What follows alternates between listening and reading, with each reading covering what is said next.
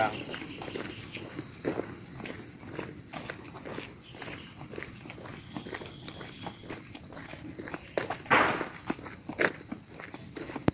พี่โฟ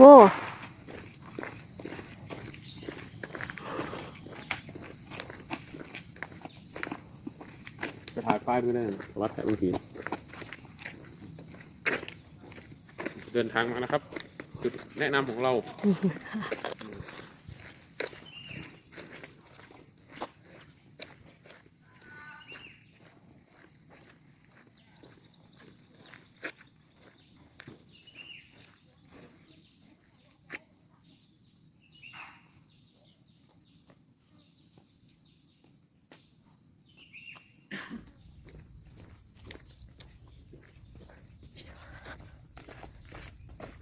มานี่เขาเกิดมาแล้วนะฮะเพราะว่าที่นี่เขาเกิดมาแล้ว ป้าย แม่มันว่าที่นี่เขาเกิดมาแล้วเนาะ ไอปีมากับคุณครูก้า ก็ใครไงมากับคุณครูต้องยังจำหินแม่ต้องยังจำหินต้นนั้นได้อยู่เลย ทีนี้ลบฝนอยู่ในหินก้อนหนึ่งลบฝนได้ก้อนนี้ทุกเจ้ามานั่งนะตัวตามประวัตินะที่เราพวกตังไปนั่นมันสมัยพุทธกาลที่ปอกำลังน้อยๆอยู่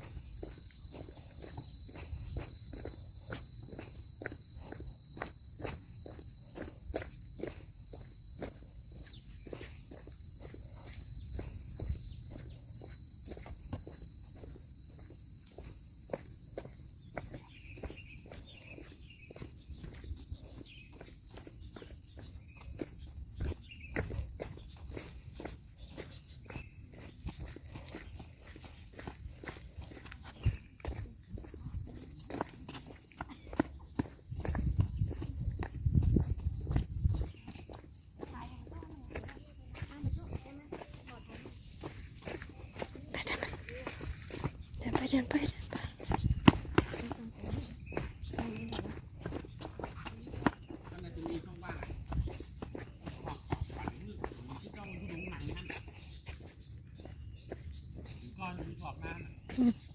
แล้วนี่ไปไหนอ่ะปะ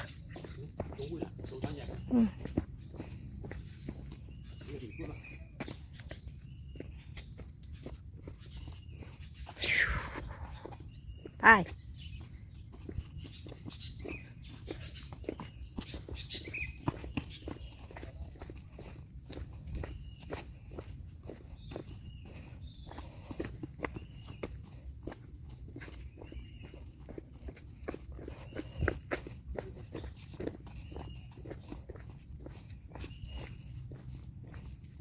ไปผาพอแล้วเนี่ยคนเนี่ย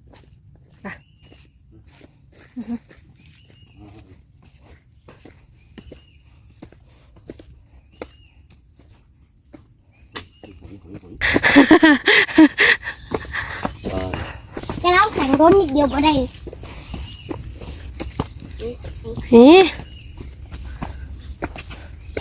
ที่ดีๆเราไม่มีไฟครับผมมาแต่ทางพวกคุณขึ้นดอยอย่างเดียวเลยชอบศึกษาธรรมชาติเราเกิดจากดินวันนี้ต้องกลับไปสู่ดินดี ยังไงนะก็ดูดิ้งอยู่ดีอ่ะ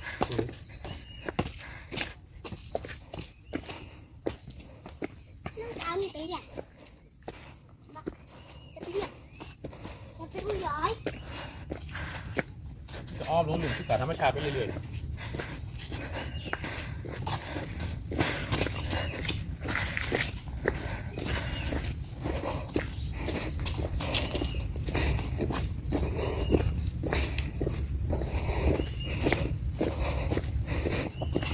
ได้มา3 แกนแล้ว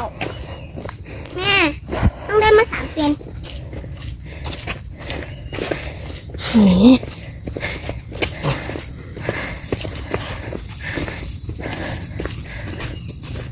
อันนี้อยู่3 แกน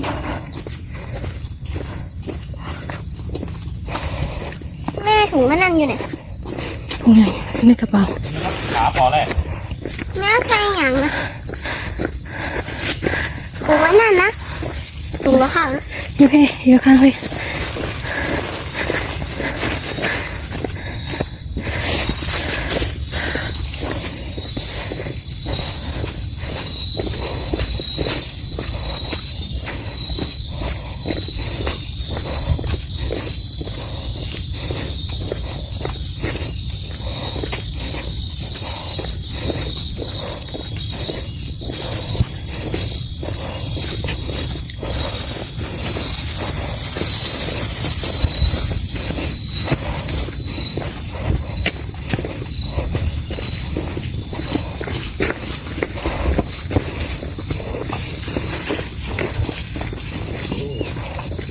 ขาพอแล้วเบิ่งสิต้องเบิ่งมัน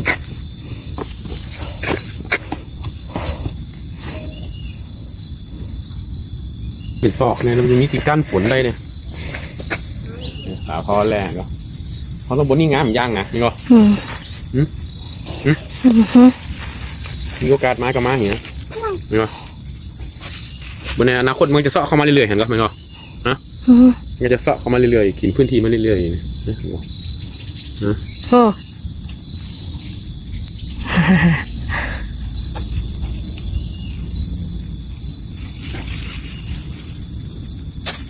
นี่ห้องมหัศจรรย์ของธรรมชาตินะ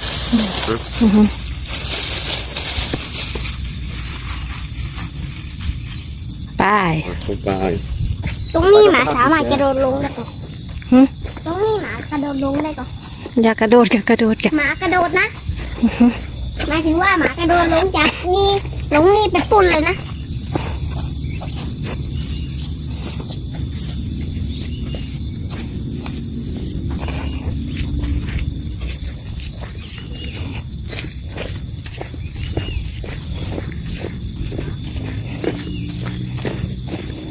นี่ละ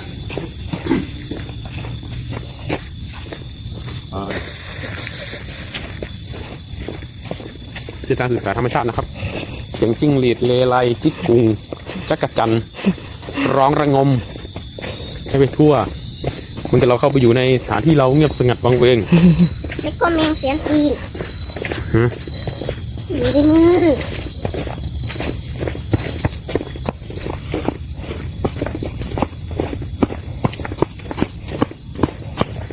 ที่ต่อไปเราก็จะไปพระธาตุปูแจครับ แล้วก็จะเด็กทิ้งไว้ในพระธาตุปูแจ เดินดีๆหน่อยลูกเดินอย่างนั้นเหรอเนี่ยเอา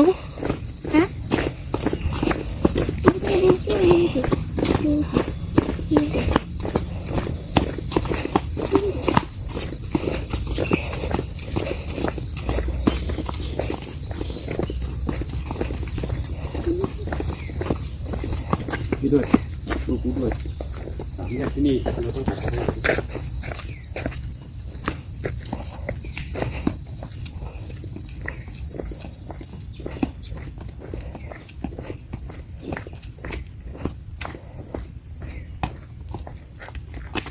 ทาง เต็นท์นอนถ้าจะเย็นหน้าดูเลย